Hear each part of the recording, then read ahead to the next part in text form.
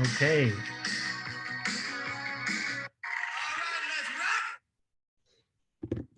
I think everybody's coming back now. So let's go to the next point of the agenda today, because we have 25 minutes and I don't want to miss a minute of it, because Julia joined the chat here.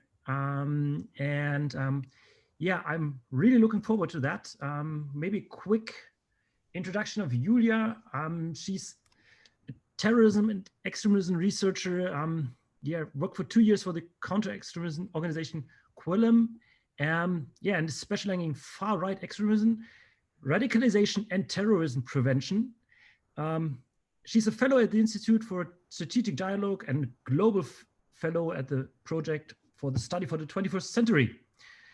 On top of that, she's helping the European Commission, the Kofi Annan Foundation, and does some stuff with the with the Home Affairs Select Committee for far right. So, in a nutshell, she knows what she's talking about.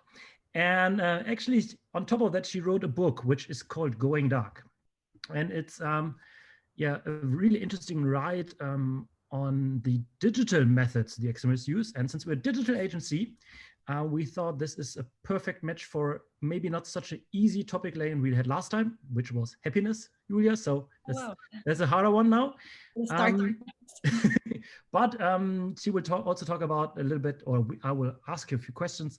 What is actually, what are these extremists using, making the topic also for new recruits and other people easier. Of course, if you have questions, please use the chat. Ask questions. I will try to build them in. And this is kind of important. So let's dive directly in it. Hello, Julia. Hi. Hi, everyone. Maybe just as an opener, what's right now the best place in the internet to get brainwashed or lured into extremism? Oh, wow. Yeah, I mean, that's a good question, because it actually changes constantly, almost on a daily basis, I would say, because so many of the big tech platforms have, of course, adopted stricter policies and they're taking down more of the violent extremist content now. So I would say, I think to some degree, YouTube is still a place to go, simply because of the way that the algorithms work, you can go down quite an extreme rabbit hole fairly quickly. And there's still a lot of conspiracy theory content, especially now around coronavirus on there. But otherwise, there's a whole alternative internet for far-right extremists that partly they've built up themselves, partly they've hijacked platforms. So I would say starting with platforms that have become alternatives to the bigger ones, like, for example, the YouTube alternative for the alt-right is BitChute, or the Twitter alternative for the far-right is Gab, but there's also a new platform called Parler. So these platforms have really become hotbeds for radicalization. And I think that's also where we see that there's a limit to just regulating the bigger tech spaces, the bigger tech platforms like Facebook, Twitter, and YouTube, because, of course, obviously, always far-right extremists or extremists in general are quite good at circumventing laws and building up their own platforms once they're banned from one platform. So I have to admit, most of these platforms I maybe heard somewhere, but it's not like I'm ending up there on accident. How does this happen? It's in many of the cases, some of the big far-right influencers were banned from Facebook or from Twitter, and they took their existing audiences with them. So there was a massive online migration, I would almost say, to some of these alternative platforms when they got banned.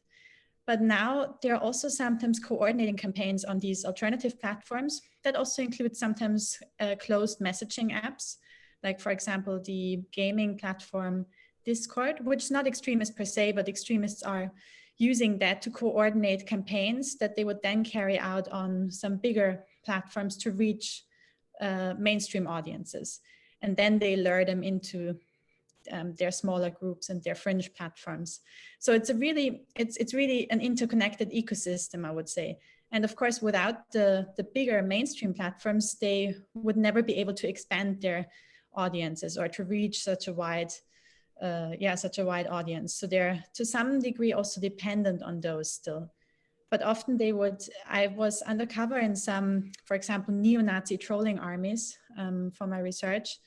And what I saw there was really that they were quite skillfully applying communication strategies, but also tactics that probably marketing firms or in general that have been used also by political campaigners, like, for example, hashtag pairing, or they would agree on a specific time where all of their foot soldiers, they have a very militarized language, would post the same hashtag or would attack a political opponent on his Twitter account.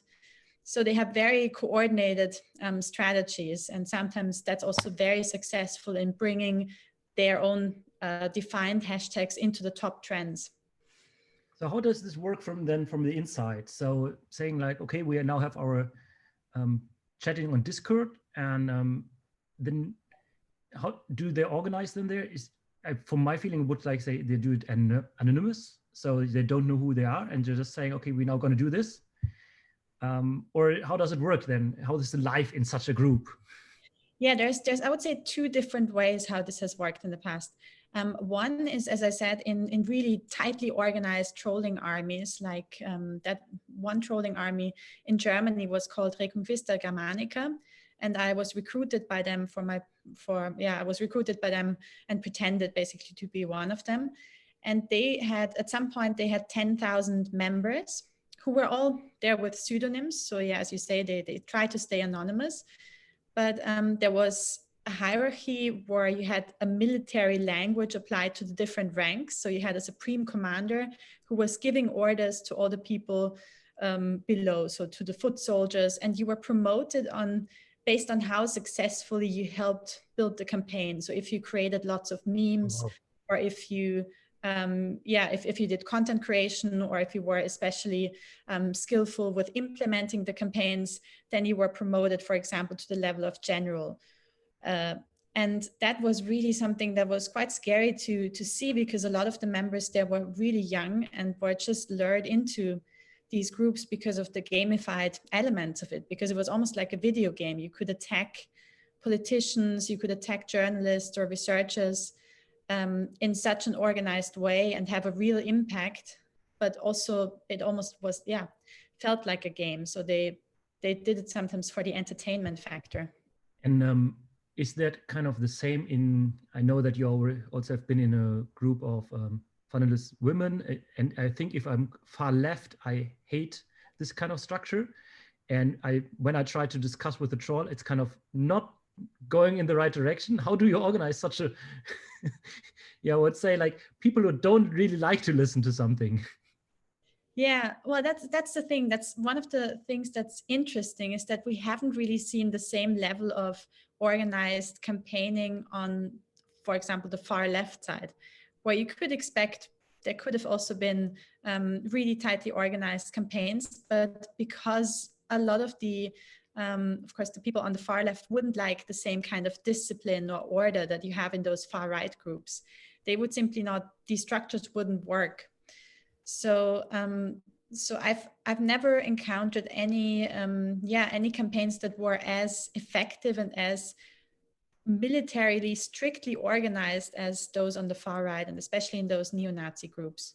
But then you also sometimes get people on the trolling boards, on image boards like 4chan, where it's more of a loose, more organic way of organizing a campaign. Someone would post something and kind of create an incentive to participate, but no one's really obliged to participate. It's a very different type of structure, but that has also led to a lot of harassment campaigns in the past. And when they just, for example, defined a political opponent, or put even the Twitter account of someone they wanted to attack onto 4chan's poll board, for example, and then that person became the target of a massive hate campaign. But it wasn't organized in the same centralized way, but rather in a more loose, by a loose network system. And in thinking this thought a little bit further, would that also mean kind of that when we normally would say, okay, there was an order terrorist do this attack, and now you will more have like random people radicalization online? Is this the pull effect they're now getting? Is this kind of the action part here? Would we often hear it's a lone wolf, or there was an organization, but in the end, they're still part of that group. How does it Yeah, work out? absolutely. We are seeing a completely new way of that radicalization is playing out online. And the last year, especially the year 2019, showed us what this can lead to in terms of terrorist attacks, where a lot of the perpetrators were organizing by themselves as self-starters, from the Christchurch attacker who attacked the 2 mosques in New Zealand, to 2 far-right extremist attackers in the US. One attacked the synagogue in Poway, the other one in the supermarket in El Paso, to the attackers in Germany, for example, in Halle and Hanau. They were all inspired by the same online networks and by the same ideologies as well. They all believed in the Great Replacement conspiracy theory. And so there was definitely a network structure in terms of inspiring them to commit those attacks. So I think it's really counterproductive to call them lone wolves, because as you say, they're part of online networks, and we have to rethink the definition of terrorist groups as well in that sense, because terrorist groups used to be something that's maybe locally organized, traditional in traditional hierarchies, traditional groups, and now we have online networks that function in a more loose way, and that might inspire, and might create even a wave of inspirational terrorism. So all of these attackers of the last years also quoted each other or were inspired one by another, and were speaking to the same type of audience, using the same insider vocabulary, insider jokes and references, sometimes seemingly funny memes or gaming lingo, which we could see as part of a whole new subculture that has formed there. But it also makes it dangerous because a lot of them were glorified in those communities after they committed their atrocities. So they were really painted as heroes and as video game protagonists. So there's also a bit of a competition for higher scores to basically beat the other terrorists in terms of how many people you can murder. Okay. Wow. We have a few questions here which go in, I think, fitting here at this point. It's also about kind of the social approach in these groups. How do you think, one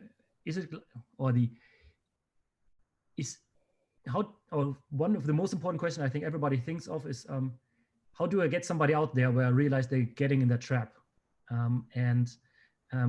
Is it kind of how do I actually do that? Do you have a best practice when my uncle gets crazy? Yeah, I mean, it's very difficult, but often it's really important to know that whether we talk about conspiracy theorists or about extremists, that they are hard to reach on a factual level. So countering their ideologies or their conspiracy theories with facts hardly ever works. So it's really important to recognize that there are underlying desires or motivations that you have to get to the core of those in order to even start with de-radicalization or bringing them out of those networks. So why would someone, for example, adopt a conspiracy theory? What kind of purpose does it serve that person on an emotional level? So it's important to get to the core of these questions. That's, of course, something that especially psychologists would help with. And we've actually worked quite a lot with trained psychologists and also with former extremists who sometimes know from their own journey into extremism what it feels like to bring people out who we see were radicalizing. And we've now launched one of the first projects at the institute that I've worked for, at the Institute for Strategic Dialogue, where we actually reach out to people via Facebook Messenger app. And that could be done on any platform, not just Facebook, of course, and start a dialogue or start a one-to-one intervention program, a one-to-one mentoring program. A bit like applying what we know about de-radicalization in offline settings to the online world. But there's still so many corners on the internet that aren't tackled in that way. And there's still a lot of potential for that. Do you, in your few questions, I try to summarize, is the networks are aware, so they're taking down more stuff, so the people are getting more in the dark. Is it, is there more problem, or is it good to not find them anymore? And is it the right way? And where do we, yeah, how do you answer somebody this is censorship? It's kind of, it goes all in the same direction. What should we stop and what should we allow? Yeah. You have like a standpoint on that? Yeah, but it's a very, as you say, I mean, it is a very complicated and a very multifaceted question, because on the one hand, we did a study last year where we analyzed what the effects were of takedowns of extremist content and extremist users from mainstream or bigger tech platforms. And it showed that their audience clearly decreased a lot. Although they were bringing some of their fan base to the new platforms, they had a smaller audience and could also had a harder time reaching new audiences, of course. But at the same time, there were sometimes then even more extreme messages, and the content became more extreme because of the grievances that were related to, freedom of speech infringements and to the perceived injustice of having their content being taken down.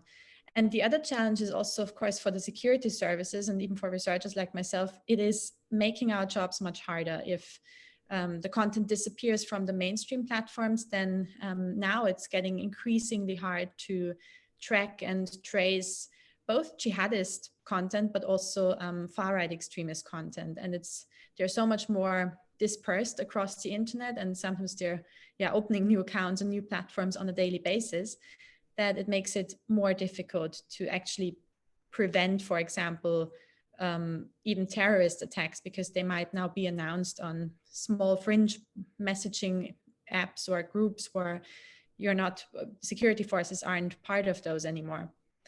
But overall, I'm in favor of taking down content that is violence inciting, that is really so hateful that it limits the freedom of other users, because I think one's freedom of speech should only reach as so far as it doesn't impose a limitation on other people's freedoms. So it's a bit the Kantian, I guess, the Kantian approach to thinking about the online space or about freedom of speech. Okay, yeah, it's a tricky one. Yeah. At least to answer in 2 minutes. Yeah. I have here one from Goiko. He's asking, what kind of extremist ideologies you have kind of met to, which in the end led to violence, or you have seen that they in the end resulted in deaths. Did you were part of a group where this happened when you were live in there undercover? Yeah, I was. It depends on whether you count the bigger networks. For example, I spent quite a lot of time, of course, on 8chan and the more extreme boards on 4chan that did inspire the terrorist attacks that I was just talking about earlier in 2019. But then I was also part of more secretive groups on messaging apps, on encrypted messaging apps, where they were clearly not, where they were even talking about plotting attacks. There was one, for example, called Hans Right-Wing Terror Center, also a jihadist one. So I also was undercover in jihadist channels. For example, there was one that was called the Terror Sister Agency. So often it even had terrorism in their name. And I did always warn the security services whenever I saw that someone was plotting an attack or that someone was threatening with violence. So of course that would be something that they must have some trust issues in these groups, aren't they? Like if I would plan something like robbing a bank and I do this with people I've never met, how do they kind of figure out that you're who you are and not somebody from CIA?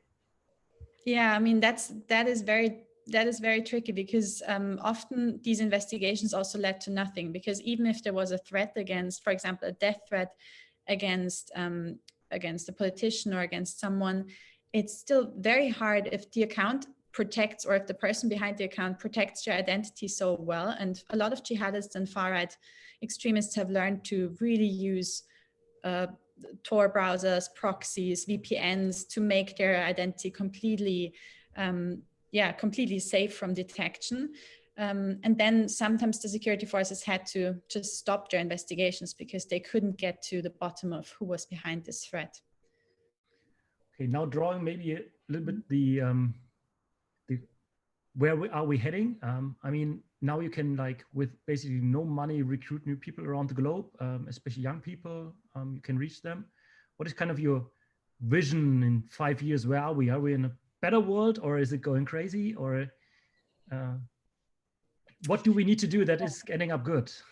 Yeah, I mean, again, a very tricky question. I would say that I'm quite pessimistic in the short run, but optimistic in the long run. I think we're still a long way.